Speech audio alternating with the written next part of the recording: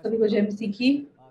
मैं इस रिट्रीट में आपको गॉस्पेल क्लास में प्रचार करने वाला पास्टर ईहान गी हूँ। तो मैं परमेश्वर का अद्भुत सुसमाचार आप लोगों को सुना पा रहा हूँ। मैं बहुत धन्यवादी हूँ। तो इस बार अगर आप इस वचन के प्रति अपना मन खोलेंगे और आप आराम के मन से अगर वचन को सुनेंगे, तो परमेश्वर जो आपसे बहुत प्यार करता है वो आपके मन में काम करेगा और आपके मन में जो पाप है वो स्पष्ट रूप से साफ हो सकेगा। आप उद्धार और अनंत जीवन का विश्वास प्राप्त कर सकेंगे और आपके मन में परमेश्वर का आत्मा आ सकेगा और आप उस खुशी को महसूस कर सकेंगे जो खुशी आपको शायद इस दुनिया में कभी भी महसूस नहीं हो सकती। तो आप लोगों के बीच में क्या कोई ऐसा व्यक्ति है जो कह सकता है कि मैं कभी चर्च नहीं गया, मेरा परमेश्वर से कोई लेना देना नहीं है, मैं कभी बाइबल को भी मैंने नहीं पढ़ा, मैं नहीं जानता। तो अगर आप में से कोई ऐसा भी है तो भी कोई फर्क नहीं पड़ता, क्योंकि ये वो क्लास है जब आपको परमेश्वर का परिचय दिया जाएगा। आप जब तक परमेश्वर को नहीं जानते होंगे, लेकिन परमेश्वर आपको अच्छे से जानता है और परमेश्वर खुद आपके मन में विश्वास डालेगा कि आप उस पर विश्वास कर सकें। तो आप में से कोई ऐसा है जो सोचता है कि मैंने बहुत पाप किया है, इसलिए मेरे मन में बहुत पाप है, तो परमेश्वर के सामने सच में बहुत शर्मिंदा हूँ क्योंकि मैंने बहुत शर्मिंदगी से भरा हुआ जीवन जिया है और इसलिए सच में परमेश्वर मुझे अनुग्रह नहीं देगा, मेरे लिए काम नहीं करेगा। क्या आप में से कोई ऐसा सोचता है? आप ऐसी चिंता बिल्कुल मत कीजिए। तो यीशु मसीह आप लोगों के ऐसे पाप को स्पष्ट रूप से साफ करने के लिए इस दुनिया में आया। तो इस दुनिया में कोई ऐसा नहीं है जिसने पाप ना किया हो। तो यीशु मसीह ने पापी से प्रेम किया है और वह पापियों को पाप से छुड़ाने के लिए इस दुनिया में आया।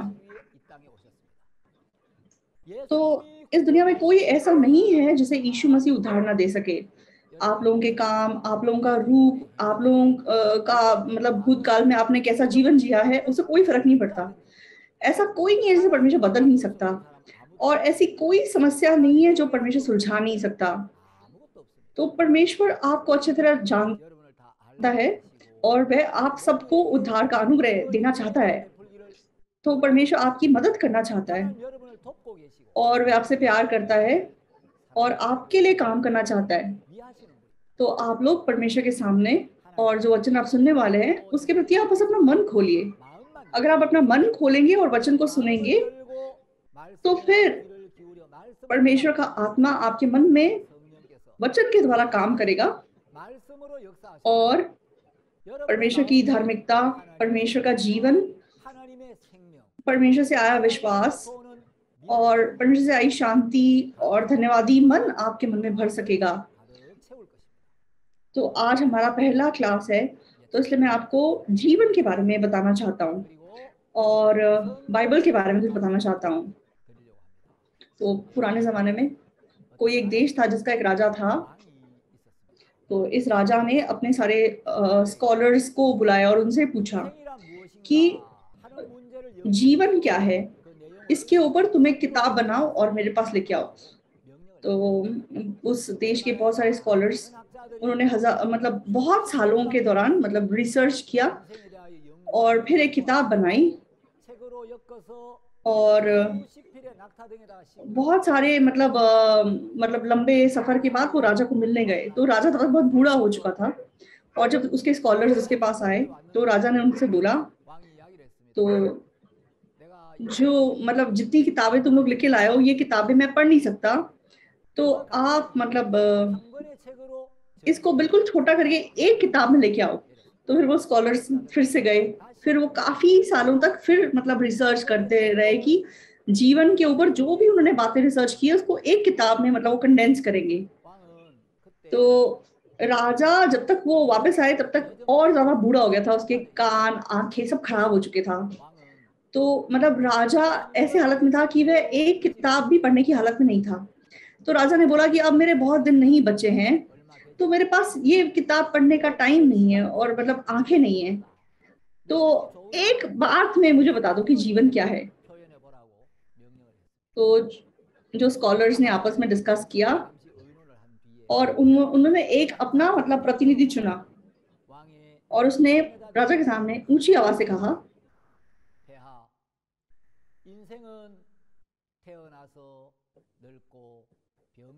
उसने कहा कि जीवन पैदा होना, बड़े होना, बूढ़े हो जाना, बीमार होना और मर जाना है। उसने ये बोला और तब मतलब राजा ने अपनी आखिरी सांस ली और वो मर गया। तो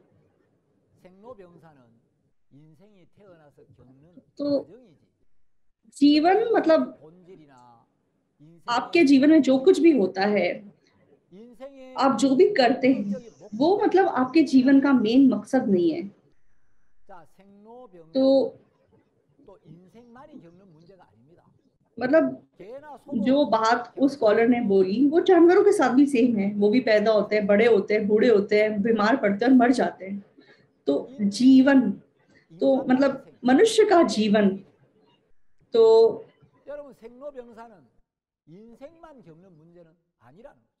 जो बुद्धिज्म है वो कहते हैं कि जो जीवन है वो दुख का सागर है। तो जीवन के मतलब कितने प्रकार के दुख हैं वो बताता है कि मतलब पैदा होना भी दुख है, बूढ़ा होना भी दुख है, तो बीमार होना भी दुख है, और मतलब हर पॉइंट पे जीवन दुख है। तो जब छोटा बच्चा पैदा होता है तो वो क्या स्माइल करके पैदा होता है, मुस्कुराता हुआ पैदा होता है? जब वो पैदा होता है वो रो के पैदा होता है, रोते रोते आता है। क्यों? क्योंकि पैदा होना भी मतलब दुख से भरा हुआ है, बूढ़ा होना भी दुख से भरा हुआ है, तो बीमार पड़ना भी दुख से भरा हुआ है, मरना उससे भी ज्यादा बड़ा दुख है।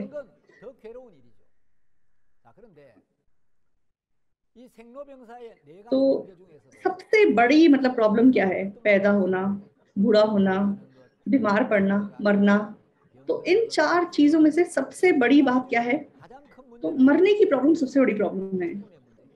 तो जीवन की जीवन की सबसे बड़ी प्रॉब्लम को अगर आप सुलझा लो तो बाकी सब कुछ आसान हो जाएगा, राइट? तो जीवन है क्या?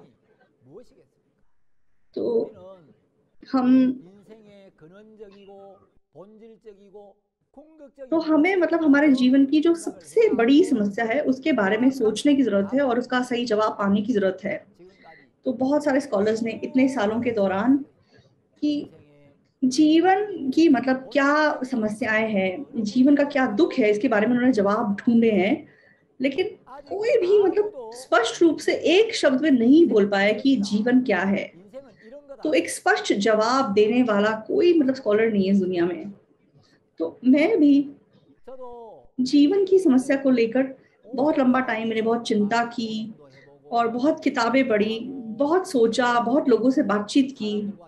तो बहुत फिलॉसफी, कल्चर, रिलीजन, ऐसी सबसे जुड़ी हुई मतलब किताबें मैंने बहुत पढ़ी और मैं भटक रहा था। लेकिन 1985 अगस्त 2 तारीख को परमेश्वर के वचन के द्वारा मैं यीशु मसीह को मिल सका और मैंने उद्धार पाया। तो उद्धार पाने के बाद जो मेरा भटकना था, जो मेरी चिंता थी, वो खत्म हो गई। तो मेरे मन का पाप जब मैंने धो लिया और उद्धार पा लिया, और तब से अब तक मैं 30 साल ज्यादा यीशु मसीह में जी रहा हूँ। सच में मैंने बहुत खुशी और धन्यवादी जीवन जिया है। तो यीशु मसीह को मिलने से पहले तो मुझे फिलॉसफी में बहुत इंटरेस्ट था, रिलीजन में बहुत इंटरेस्ट था, और मैंने पढ़ाई मतलब कल्चर की थी। तो मैं बहुत मतलब नॉवेल्स और बहुत लिटरेचर की किताबें मैंने बहुत पढ़ी थी। तो उद्धार पाने के बाद जब मैंने जीवन के बारे में जवाब प्राप्त कर लिया, तो फिर फिलॉसफी और ये दुनिया का जो लिटरेचर है इसमें मतलब इंटरेस्ट मेरा खत्म हो गया। तो कुछ समय पहले, आजकल मतलब फिलॉसफी में क्या बातें प्रचलित है, तो मैंने मतलब एक फिलॉसफी के मतलब इंटरनेट पे थोड़ा सर्च किया, तो उसमें फिलॉसफी के विषय में क्या लिखा हुआ था। तो फिलॉसफी की हर मतलब पहलू से जुड़ी हुई जो समस्याएं हैं, उन समस्याओं का सलूशन आज तक मतलब फिलॉसफी के पास नहीं है। तो ये सारी समस्याएं क्या सचमुच में सुलझ सकती हैं? और अगर ये सुलझ सकती हैं तो किस तरीके से सुलझ सकती हैं? उस उस विषय में अभी तक मतलब लोगों को कुछ नहीं पता है। तो मतलब फिलॉसफी इतने सालों से मतलब फिलॉसफी ने क्या किया है उसका कोई निष्कर्ष नहीं है। तो फिलोसोफर जब बात करते हैं कि जीवन क्या है, तो जीवन कहीं से आ रहा है, कहीं को जा रहा है, जीवन का मकसद क्या है, मनुष्य क्यों जी रहा है और क्यों मर जाता है, और मरने के बाद कैसी दुनिया है, क्या है। तो इन चीजों के बारे में सालों साल लोगों ने रिसर्च किया है, लेकिन इतने सालों के बाद भी कोई एक स्पष्ट जवाब मतलब लोग नहीं पा सके हैं। तो फिर क्या फिलॉसफी सचमुच में इस बात का जवाब ढूंढ पाएगी? तो उस मतलब होम पेज पे जब मैं पढ़ रहा था, मतलब किस तरीके से जीवन के विषय में एक निष्कर्ष निकाला जा सके, उसका कोई तरीका नहीं है, उन्होंने ऐसे लिखा हुआ था। तो दुनिया के मशहूर फिलोसफर्स सोक्रेटिस है या एरिस्टोटल है या हिटोग्रस है, तो मार्कुस ऑरलियस आजकल का जो फिलोसोफर है, और डेकार्त करके कोई एक फिलोसोफर है। तो मतलब बहुत सारे ऐसे मशहूर फिलोसोफर्स हैं जर्मनी में, अलग अलग देशों में।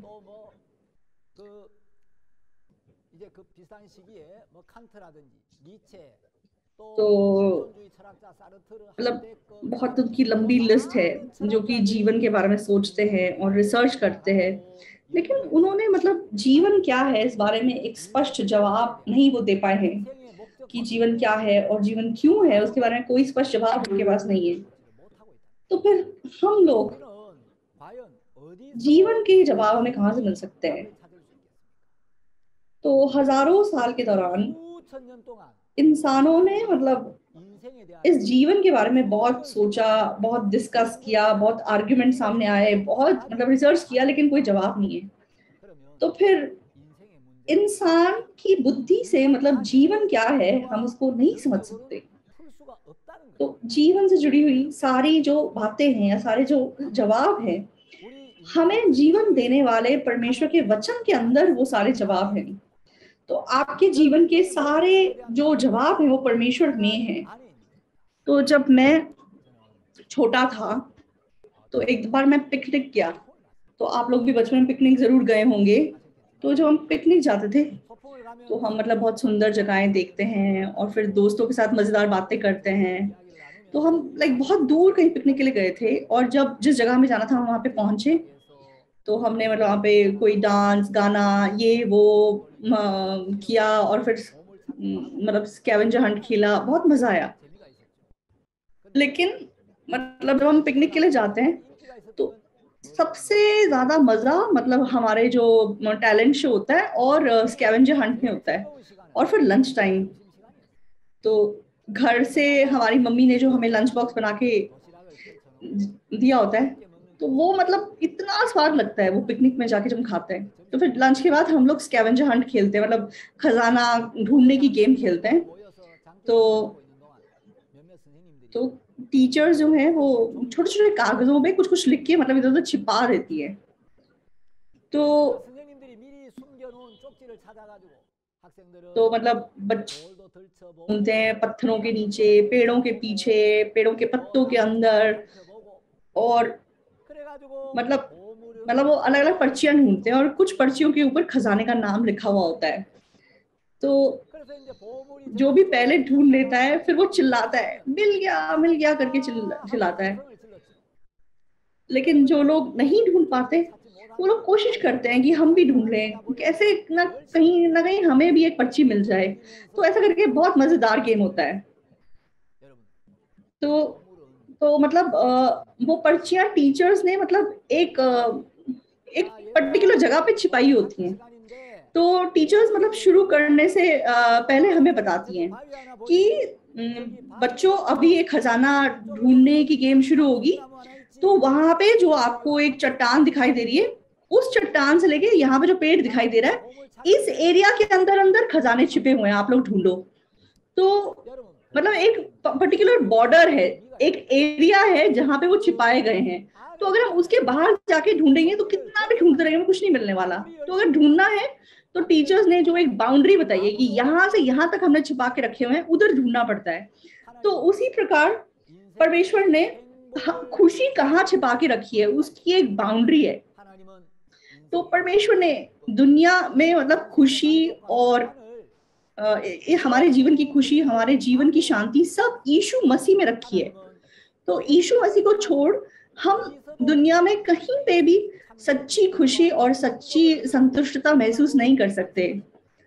तो मनुष्य जो परमेश्वर को छोड़ चुका है, जो लोग यीशु मसीह के बाहर हैं, तो परमेश्वर ने बार बार क्या बताता है, वहां नहीं है, वहां कुछ नहीं है। परमेश्वर के बाहर तू कितना भी ढूंढता रहेगा, वहां तुझे सच्ची खुशी, सच्चा आराम नहीं मिलेगा, वहां पे शांति आराम नहीं है। यीशु मसीह में ढूंढना होगा। यीशु मसीह के अंदर जवाब है, तुझे अंदर आना पड़ेगा, तुझे इधर आके ढूंढना होगा। तो मतलब परमेश्वर निरंतर सब मनुष्य को ये बताने की कोशिश कर रहा है। तो इंसान की जो फिलॉसफी है, इंसान की जो विचारधारा है, उसमें कोई जवाब नहीं है। तो इस दुनिया में जो धर्म है उनमें भी कोई जवाब नहीं है, सारे जवाब यीशु मसीह में है। तो इसलिए यीशु मसीह के पास लौट आओ, यीशु मसीह के पास आ जाओ। तो परमेश्वर हमें यही बताना चाहता है। तो यीशु मसीह कहता है कि मार्ग, सत्य और जीवन मैं ही हूं। क्योंकि यीशु मसीह मार्ग है, इसलिए अगर कोई यीशु मसीह से दूर है तो वो मार्ग नहीं ढूंढ सकता। तो जो यीशु मसीह से दूर है उसे यीशु मसीह के पास लौट के आना पड़ेगा। यीशु मसीह में जब वो प्रवेश करेगा तभी एक व्यक्ति का भटकना खत्म होगा और उसको सच्ची शांति मिल सकेगी। यीशु मसीह कहता है कि मतलब सत्य मैं हूं।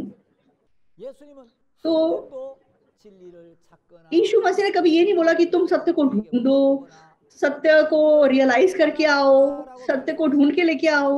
यीशु मसीह कहता है कि मैं सत्य हूं। तो परमेश्वर ने मनुष्य को क्या बताया?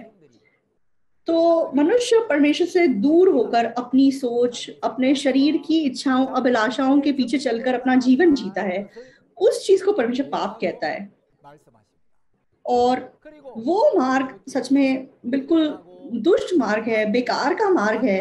और उस मार्ग पे चल के अंत में केवल हमें विनाश ही मिल सकता है। तो पहले से ये जानकर परमेश्वर की ओर मुड़ जाना मन फिराव है। अपने न्याय, अपने मार्ग को छोड़कर परमेश्वर के पास लौट आना, तो परमेश्वर के वचन को स्वीकार करना, परमेश्वर के साथ मन एक करना और परमेश्वर की अगुवाई प्राप्त करना, परमेश्वर के साथ चलना, तब हमारा जीवन सचमुच में खुश हो सकता है, संतुष्ट हो सकता है, आशा और खुशी से भर सकता है। तो मनुष्य क्योंकि परमेश्वर नहीं है, इसलिए मनुष्य कितना भी होशियार क्यों ना हो, मनुष्य फिर भी कमजोर है, मनुष्य फिर भी मतलब असुरक्षित है और कमियों से भरा हुआ है। तो जिनकी नजरें कमजोर होती है उनको ऐनक की जरूरत होती है, जिनकी टांगें कमजोर होती है उनको बैसाखियों की जरूरत होती है। तो जिनकी आंखें कमजोर हैं वो चश्मे पे निर्भर करते हैं, जो खुद चल नहीं पाते वो बैसाखियों पे निर्भर करते हैं। हमें क्यों परमेश्वर की जरूरत है? क्योंकि हम मनुष्य सच में कमजोर हैं, क्योंकि हम कमियों से भरे हुए हैं। इसलिए परमेश्वर जिसके पास सिद्ध बुद्धि है, सिद्ध ताकत है, हमें उस परमेश्वर की जरूरत है। तो परमेश्वर के पास सच में असीम प्रेम और असीम अनुग्रह उसके पास है। तो परमेश्वर उस दुनिया में हमारी अगुवाई करना चाहता है। परमेश्वर चाहता है कि हम उसके प्रेम में प्रवेश करें। तो परमेश्वर ने इस दुनिया को बनाया और हमको बनाया, और वो इस सारी सृष्टि को पकड़े हुए है। तो दोस्तों, जो मछलियां हैं जब वो पानी में रहती हैं तब वो सबसे आजादी से रह सकती हैं। तो पानी के अंदर मतलब मछलियां आजाद है, वो इधर उधर कहीं भी जा सकती हैं। पानी से बाहर निकल के वो जिंदा नहीं रह सकती। तो जो चिड़िया है वो सबसे आराम आकाश में महसूस करती है जब वो उड़ती है। एक ट्रेन पटरी के ऊपर चलती है तब वो सबसे आजादी से चल सकती है। तो अगर ट्रेन सोचे कि मुझे मतलब आजादी से इधर उधर जहां मुझे मेरा मन करे वहां जाना है, तो मैं पटरी से उतर जाती हूँ, तो क्या होगा? बहुत बड़ा एक्सीडेंट हो जाएगा।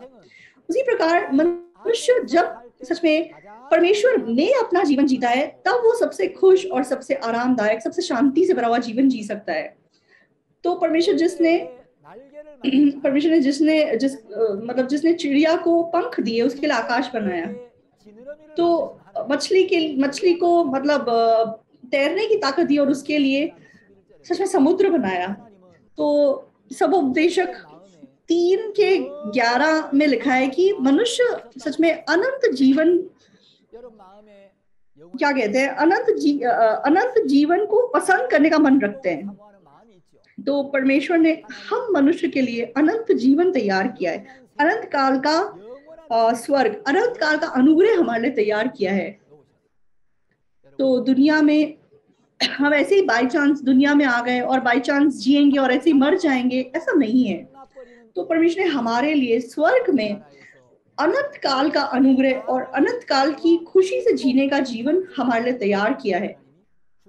और आप सबको परमेश्वर उस उद्धार के वचन के सामने अगुवाई करना चाहता है। तो लोग जब अपने सृष्टिकर्ता परमेश्वर को मिलते हैं, तब वे अपने जीवन के असली मकसद और असली मतलब को समझ सकते हैं। जब वे परमेश्वर को मिलते हैं, तब वे सच्ची खुशी और सच्चा विश्राम पा सकते हैं। जब वो परमेश्वर के साथ मेल मिलाप पे रहते हैं, तब वो एक उज्जवल जीवन जी सकते हैं। तो हमारा सृष्टिकर्ता परमेश्वर, अनंत काल का परमेश्वर, तो प्रेम से भरा हुआ परमेश्वर, बुद्धि से भरा हुआ परमेश्वर, ताकत से भरा हुआ परमेश्वर, उस परमेश्वर के अंदर सच्ची खुशी, सच्ची आशा और सच्ची शांति है। लेकिन प्रॉब्लम क्या है कि लोग परमेश्वर से अलग मन रखे हुए हैं और परमेश्वर के वचन से अलग सोच रखे हुए हैं, इसीलिए परमेश्वर के अनुग्रह का आविष्कार नहीं कर पाते। अगर आपको परमेश्वर को मिलना है, अगर आपको अपने मन में परमेश्वर को स्वीकार करना है, तो आपको अपनी सोच को नीचे रखना पड़ेगा और परमेश्वर के वचन को स्वीकार करना पड़ेगा। परमेश्वर के साथ जब आप अपना मन एक करेंगे, तो परमेश्वर का अद्भुत ताकत और अनुग्रह आपके पास आ सकेगा। तो अब से मैं परमेश्वर के वचन बाइबल के बारे में आपको थोड़ा बताना चाहता हूँ। तो लोग बाइबल के बारे में बहुत कुछ कहते हैं। तो बाइबल हमारे जीवन का मैनुअल है, हमारे मतलब स्वर का नक्शा है, हमारा मार्गदर्शन है, परमेश्वर की दी हुई चिट्ठी है। तो सारी मतलब बातों का अपना अपना मतलब है। तो परमेश्वर सच में बाइबल के द्वारा अपनी मौजूदगी, अपनी ताकत, अपनी बुद्धि हमें दिखाता है, हमारे ऊपर प्रकट करता है। और इस बाइबल के वचन के द्वारा परमेश्वर हमारे प्रति जो अपनी योजना रखता है या फिर जो इच्छा रखता है, उसको स्पष्ट रूप से विस्तार से हमें समझाता है। तो ये जो बाइबल है, तो जो लोग बाइबल से प्रभावित होते हैं, जो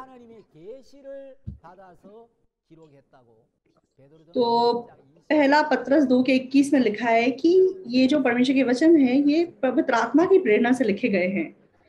तो इस दुनिया की जितनी किताबें हैं, उसमें सबसे अद्भुत किताब बाइबल है। तो परमेश्वर ने हमें एक चिट्ठी लिख के दी है, वो बाइबल है।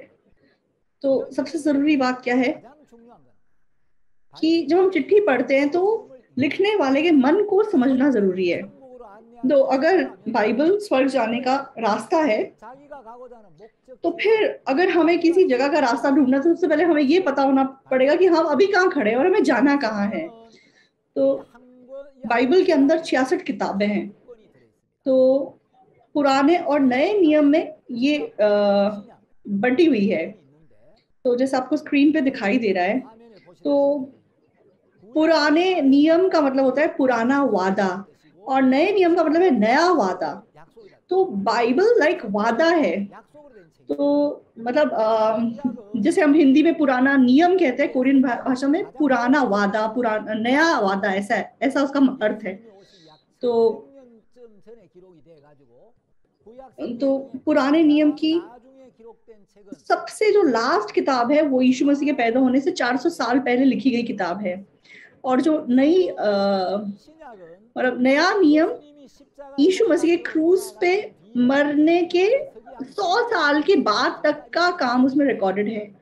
तो नए नियम में 27 किताबें हैं, पुराने नियम में 39 किताबें हैं। तो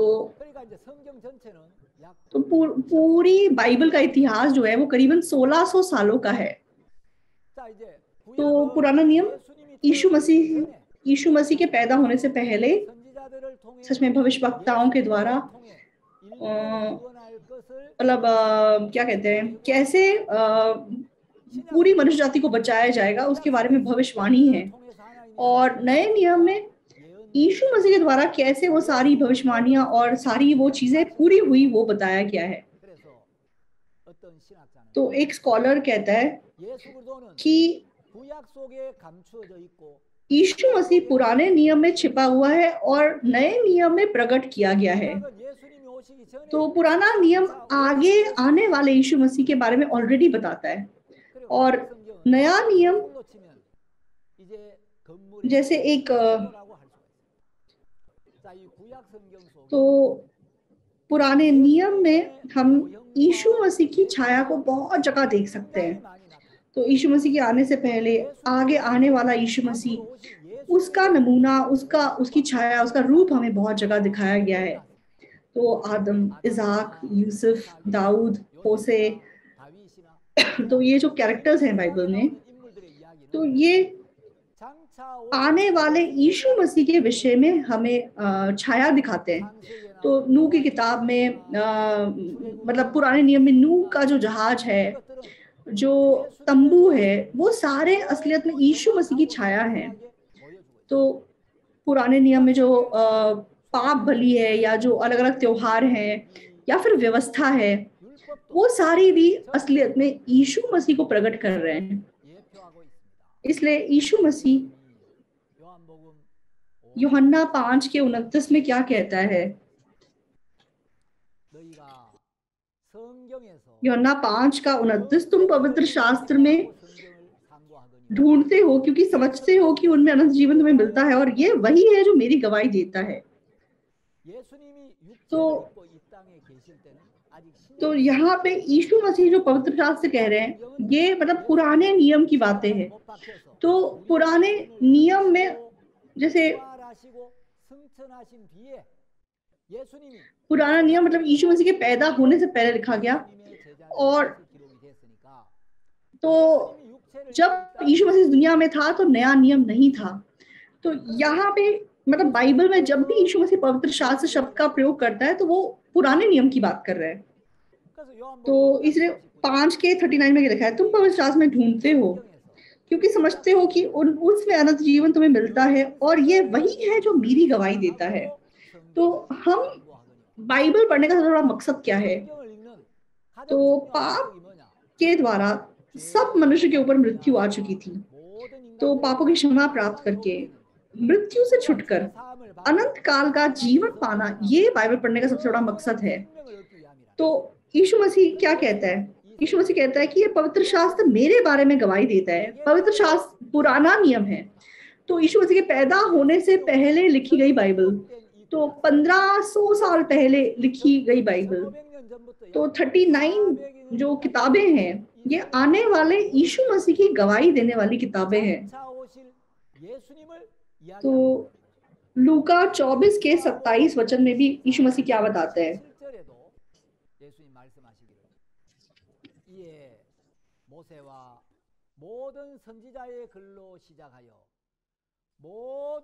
उसने मूसा से और सब भविष्यवक्ताओं के आरंभ करके सारे पवित्र शास्त्र में से अपने विषय में लिखी बातों का अर्थ उन्हें समझा दिया। तो मतलब मूसा ने यीशु मसीह के पैदा होने से कितने साल पहले 5 पुराने नियम की किताबें लिखी हैं। तो मूसा ने जो 5 किताबें लिखी हैं, तो इनको मूसा की किताबें बोलते हैं। तो वचन यहाँ पे नए नियम में यीशु मसीह क्या बताते हैं कि मूसा से और सब भविष्यवक्ताओं से आरंभ करके सारे पवित्र शास्त्र में से अपने विषय में लिखी बातों का अर्थ उन्हें समझाया। तो सारे भविष्यवक्ता, मूसा से लेकर सारे भविष्यवक्ता असलियत में यीशु मसीह की गवाही दे रहे हैं, यीशु मसीह के विषय में बता रहे हैं। तो यीशु ने ये चीजें अपने चेलों को समझाई। तो पुराना नियम आने वाले यीशु मसीह की गवाही है, मतलब पहले से लिखा गया वादा है।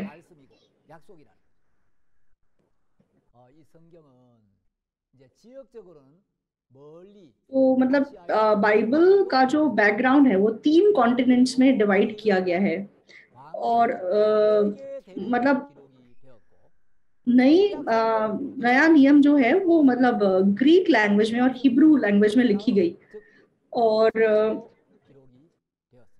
सब लोग मतलब अलग अलग बैकग्राउंड हैं जिन लोगों ने बाइबल को लिखा है, अलग अलग काम थे उनके।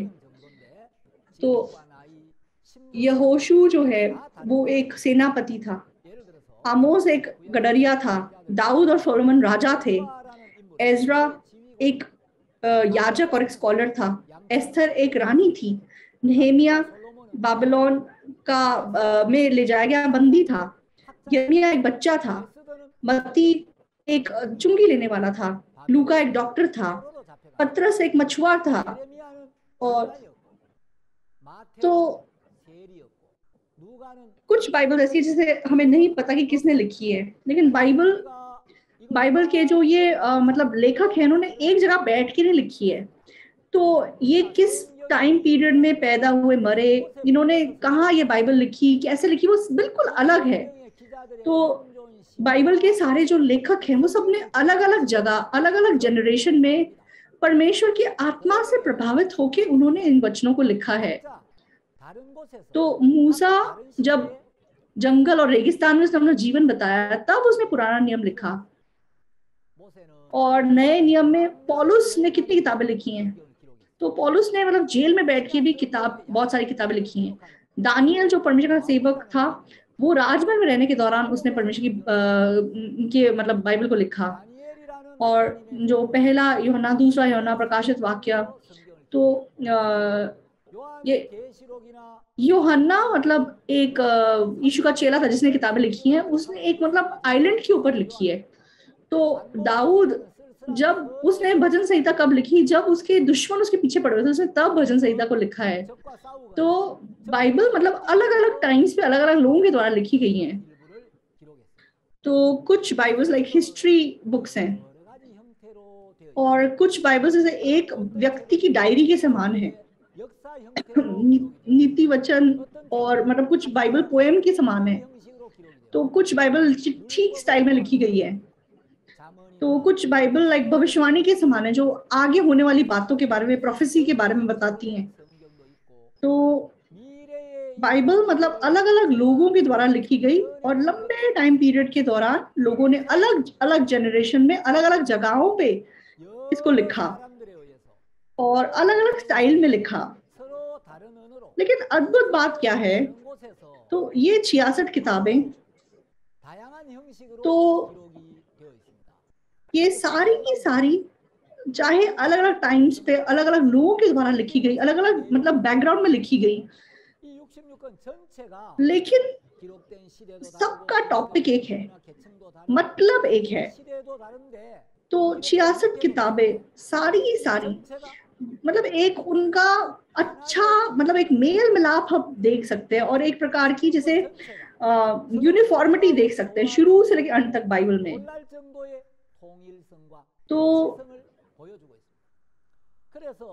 तो एक बहुत ही अद्भुत जैसे एक मोजाइक डिजाइन हम देखते हैं, उस प्रकार की चीज है बाइबल। तो जैसे अलग अलग पीसेस को हम जोड़ दें तो एक बहुत ही सुंदर जैसे चित्र निकल के आ जाता है। तो एक एक और एक एक टुकड़ा अपने आप में मतलब अपना अर्थ रखता है और ये सारे मतलब एकदम से मतलब जैसे एक पजल के टुकड़े जुड़ जाते हैं वैसे पूरी बाइबल आपस में जुड़ जाती है।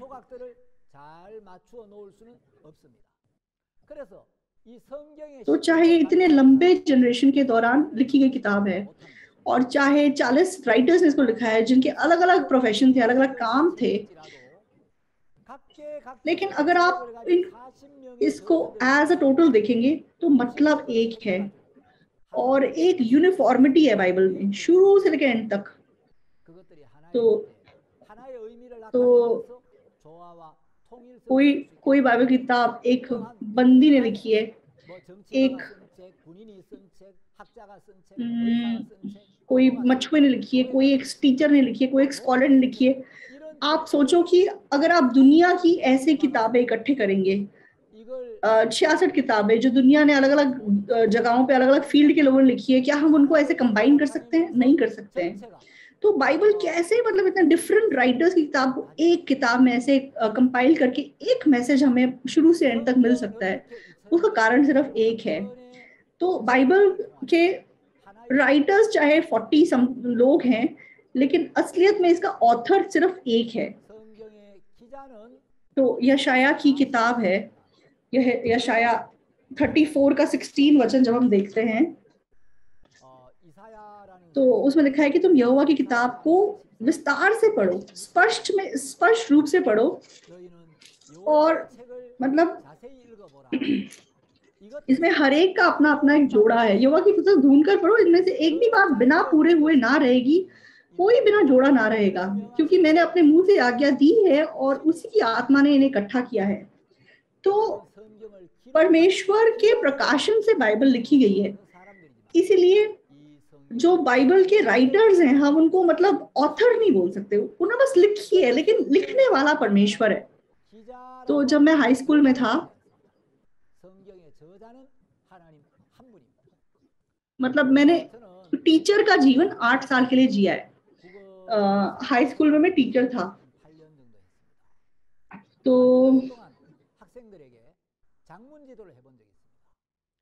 동일한 교사가 동일한 커리큘럼에 따라 동일한 언어, 동일한 교과서로, 동일한 교실에서 같은 시간 동안 तो मैंने मतलब बहुत बार अपने स्टूडेंट्स को एक चीज सिखाई है कि मतलब लेख कैसे लिखा जाता है, कि लेख का टॉपिक कैसे डिसाइड करते हैं, शुरू कैसे करते हैं, अंत कैसे करते हैं, और मतलब समझाने के बाद स्टूडेंट्स को लिखने के लिए बताता कि तुम एक लेख लिखो। तो सबको सेम टाइम देता कि अपना फ्री टॉपिक यूज करो और अपनी स्किल को यूज करके लिख के दिखाओ।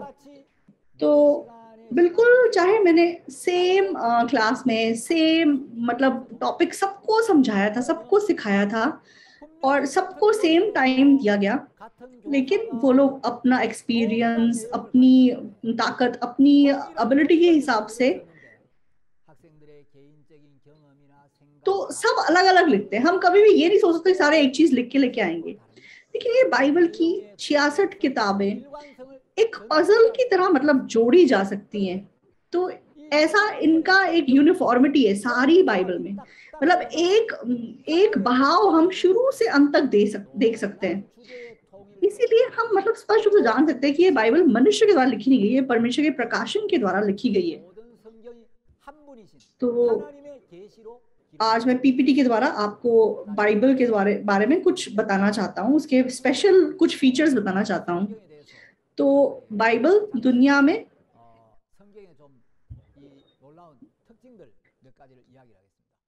तो मतलब तो सबसे ज्यादा भाषाओं में इसका ट्रांसलेशन हुआ है, 200 कुछ लैंग्वेजेस में बाइबल का ट्रांसलेशन हुआ है, और सबसे लंबे टाइम सबसे ज्यादा लोगों ने इस किताब को पढ़ा है, और सबसे ज्यादा लोगों का जीवन इससे बदला है, और सबसे ज्यादा दुनिया में बिकी है, और इसके अंदर अद्भुत सच्चाई छिपी हुई है।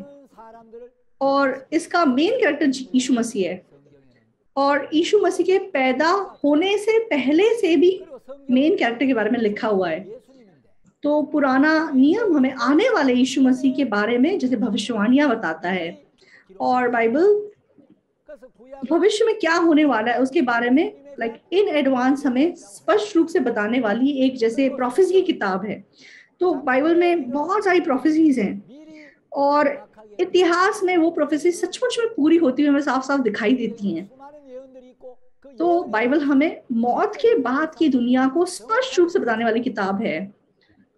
तो परमेश्वर का वचन, ये बाइबल हमारे मन के सारे पाप को स्पष्ट रूप से धोने का अद्भुत ताकत रखती है। और बाइबल हमारे मन के रूप को, हमारे मन की दुनिया को सबसे स्पष्ट रूप से दिखाने वाली किताब है। तो हम लोग, तो बहुत मशहूर जो साइंटिस्ट हैं, उनमें से बाइबल से इंस्पिरेशन पाकर बहुत अद्भुत खोज करने वाले, बहुत अद्भुत आविष्कार करने वाले साइंटिस्ट हैं। तो बहुत सारे ऐसे मशहूर साइंटिस्ट को हम देख सकते हैं। तो आप जो स्क्रीन पे देख रहे हैं, तो ये स्कॉटलैंड के मशहूर डॉक्टर हैं। तो जेम्स सिम्पसन है इनका नाम। तो इन्होंने सबसे पहले मतलब एनेस्थीसिया बनाया था, जो सुन करने की दवाई है वो इन्होंने बनाई थी। तो 1870 में इनकी मतलब डेथ हो गई। तो ये बहुत इंटेलिजेंट थे। 14 साल की उम्र में एडिनबरा यूनिवर्सिटी में एडमिशन मिल गया था इनको, और 29 ईयर्स की उम्र में ये वहां पे प्रोफेसर बन गए। तो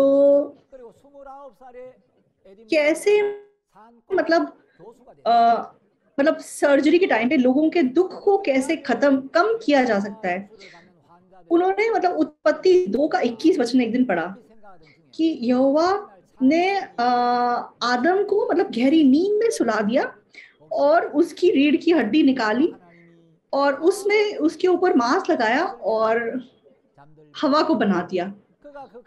तो ये वचन पढ़ने के दौरान उसके मन में ऐसा आया कि मतलब डॉक्टर के हिसाब से, लाइक डॉक्टर के लॉजिक के हिसाब से, कि जैसे वो उसकी रीढ़ की हड्डी निकाल रहा है परमेश्वर आदम की, तो उसको इतना मतलब दर्द होना चाहिए, लेकिन मतलब आदम आराम से सो रहा है, उसको बिल्कुल दर्द महसूस नहीं हो रहा। और वो हवा को देख के बोलता है कि ये मेरी हड्डी की हड्डी, मेरा मांस का मांस है। तो ये वचन देख के सिम्पसन के मन में क्या आया कि जिस प्रकार आदम को परमेश्वर सुला दिया, वैसे ही अगर किसी मरीज को मतलब सुला दिया जाए, बेहोश कर दिया जाए, तो फिर उसका ऑपरेशन कितना आराम से हो जाएगा। तो ये सोच को मतलब सोच के द्वारा उसने आगे चल के वो एनेस्थीसिया का आविष्कार किया। उसने मतलब क्लोरोफॉर्म से एक्सपेरिमेंट करना शुरू किया। तो बहुत सारे उसने पहले केमिकल्स को यूज किया। तो जब उसने क्लोरोफॉर्म का इस्तेमाल किया, तब उसे पता चला कि हाँ, इसको एनेस्थीसिया के रूप में इस्तेमाल किया जा सकता है। और एनेस्थीसिया का जो आविष्कार था, मतलब जो सुन करने वाली दवाई है ऑपरेशन के टाइम पे जो देते हैं, तो उससे पहले मतलब लोगों को ऑपरेशन बिना सुन किए होता था, तो कितना लोगों को दर्द होता होगा।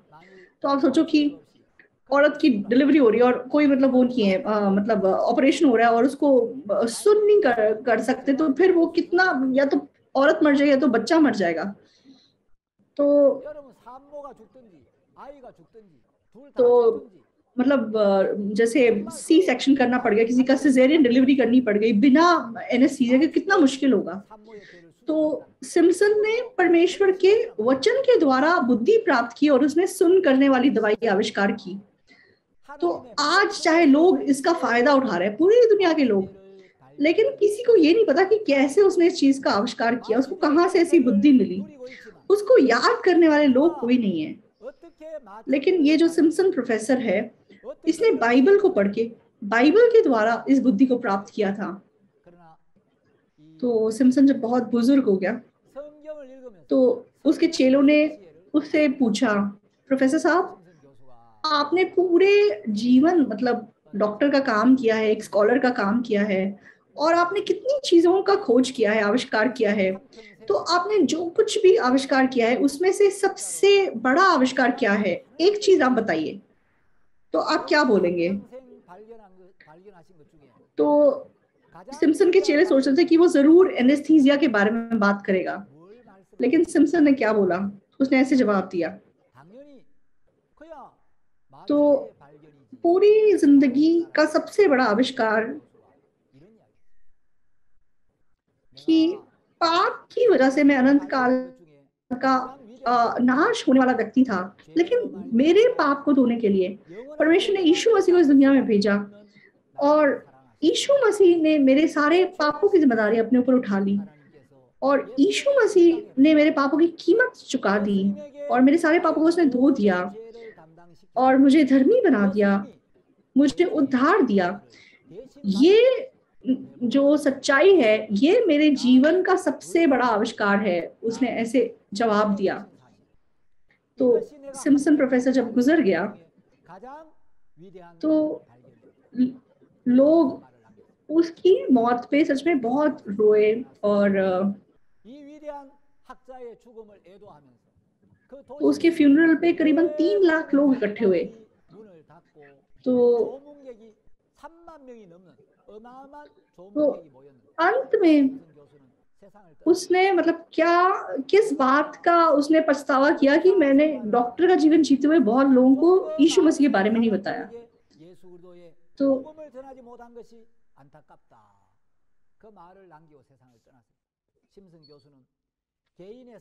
वो मतलब एक बहुत ही गहराई से आत्मिक जीवन जीने वाला डॉक्टर था।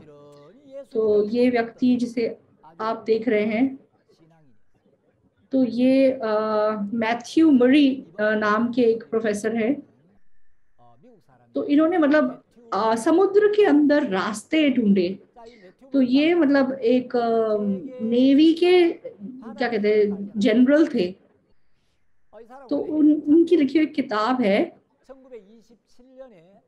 तो जब ये मतलब बीमार की वजह से मरने की हालत में थे, तो इनका बेटा मतलब रोज इनको बाइबल पढ़ के सुनाता था। तो एक दिन उसने मतलब भजन संहिता 8 का 8 इनको पढ़ के सुनाया। तो भजन संहिता 8 का 8 जब पढ़ा तो उसमें मतलब आकाश और समुद्र के मार्ग के बारे में लिखा हुआ है। तो जब हम समुद्र को देखते हैं तो समुद्र में मतलब कोई रास्ता दिखाई नहीं देता, लेकिन ये क्योंकि आत्मिक जीवन जीने वाला व्यक्ति था, इसलिए परमेश्वर ने इसको बुद्धि दी कि समुद्र के अंदर भी मार्ग है। तो उसने बोला कि अगर मैं तंदुरुस्त हो जाऊंगा तो समुद्र के मार्ग खोजने का काम करूंगा। इसलिए तो उसे लगता था कि वह मतलब क्या कहते हैं, मैं अच्छे से जैसे समुद्र के बारे में जानता हूँ, लेकिन उसने पहली बार ये सुना कि समुद्र के अंदर मतलब रास्ते भी हैं। तो तो उसने सोचा कि जब मैं बीमारी से ठीक होऊंगा तो मैं समुद्र के मार्ग ढूंढूंगा। और तो फिर मतलब उसने आकाश के मार्ग और समुद्र के मार्ग के बारे में बहुत उसने मतलब बहुत ही महत्वपूर्ण रिसर्च करी, और उसका जो रिसर्च का रास्ता मतलब रिजल्ट था, पहली बार समुद्र में रास्ते के बारे में लोगों को पता चल सका। तो लोग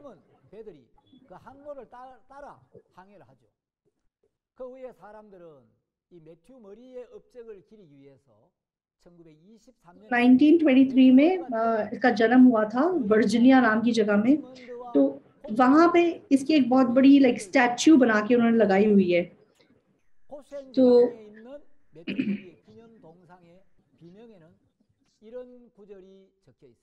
तो उसकी स्टैच्यू के नीचे मतलब उसके बारे में लिखा हुआ है कि ये वो जीनियस है जिसने मतलब समुद्र और आकाश के मार्ग को सबसे पहले खोजा था।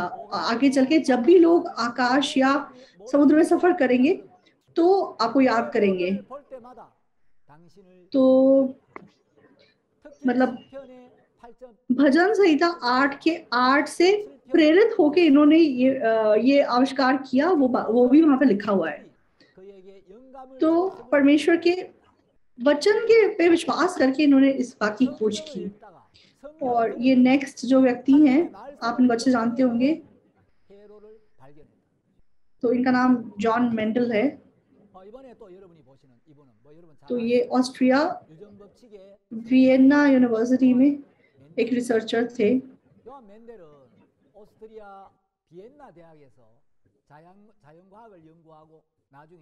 수도원 원장이 되었습니다. 멘델은 수도원 정원에서 इन्होंने मतलब 교배 실험을 जेनेटिक्स के बारे में खोज की थी, लेकिन तब इनकी रिसर्च को मतलब मान्यता प्राप्त नहीं हुई थी। 정확하게 밝혔는데 तो 그 당시 इनको कैसे पता चला था कि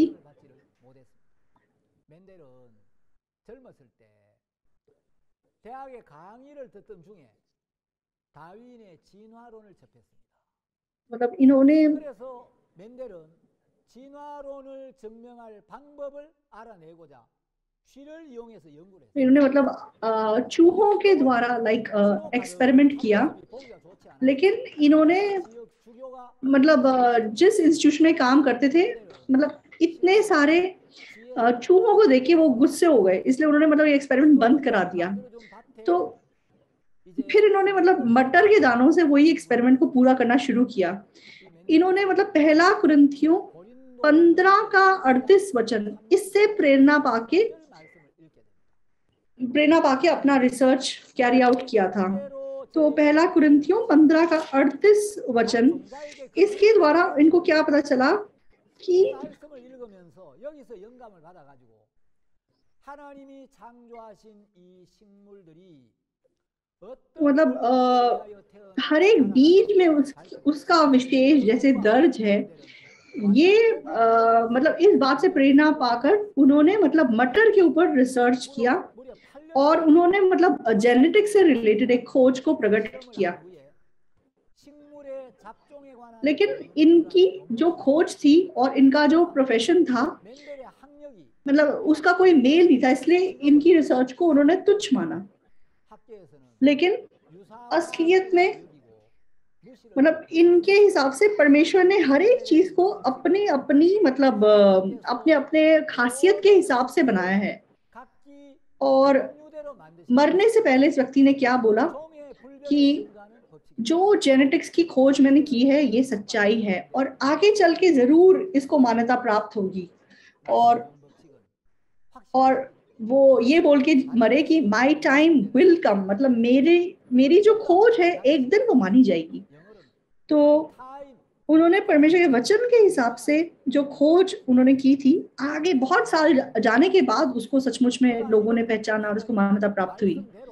तो आज बहुत सारे लोग उसको एक जेनेटिक साइंटिस्ट के रूप में जानते हैं, लेकिन ये अद्भुत सच्चाई कहाँ से उन्होंने आविष्कार की? बाइबल के द्वारा उन्होंने सच्चाई की खोज की, ये जानने वाले लोग सच में बहुत कम हैं।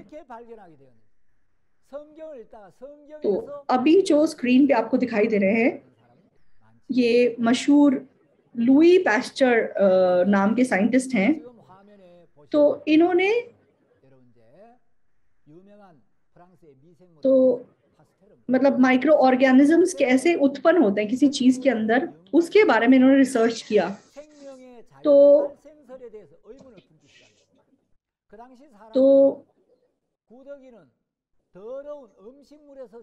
ये मतलब ऐसा मानते थे कि हर चीज को किसी ने बनाया है, लेकिन इनसे पहले एक साइंटिस्ट था कि मतलब जीवन अपने आप उत्पन्न हो गया है। तो इन्होंने बाइबल के हिसाब से कि परमेश्वर ने हर चीज को मतलब बनाया है, इसीलिए पास्टर ने एक बड़ा सा फ्लास्क लिया और उसके अंदर जैसे एक मीट का सूप रखा और उसको बॉईल किया और उसको पूरी तरीके से बंद कर दिया कि उसके अंदर कुछ हवा ना जा सके। और तो फिर उसने ऐसे ही जब उसको रखा तो उसमें कुछ मतलब चेंज नहीं हुआ, वो खराब नहीं हुआ बहुत दिनों के दौरान। तो फिर मतलब जीवन से उत्पन्न होता है, इस बात पे इन्होंने जोर दिया और इनकी रिसर्च के हिसाब से वो सच्चाई व्हाटएवर कि सच है, ये लोगों ने मान लिया। तो बिना जीवन के जीवन उत्पन्न नहीं हो सकता। तो इस वजह से इसको बहुत बड़ा अवार्ड मिला। तो इनको भी मतलब बाइबल के द्वारा इस बात की प्रेरणा मिली थी। तो खांगवांदो हेंगसंग में अगर आप जाएंगे तो वहां पे पास्टर नाम का एक दूत मिलता है। तो मैं बहुत बार तो देखता हूँ उस दुकान को। 파스테르 우유 तो 공장이 ये इतना मशहूर मतलब साइंटिस्ट है कि आज भी 이렇게 자주 보는데 इसका नाम पे मतलब दूध बिकता है, 얼마나 पास्टर मिल्क। 훌륭하고 존경받는 과학자면 तो 한우 우유 पेरिस 때문에 में पास्टर म्यूजियम है। 이런 이름을 तो 붙였거든요.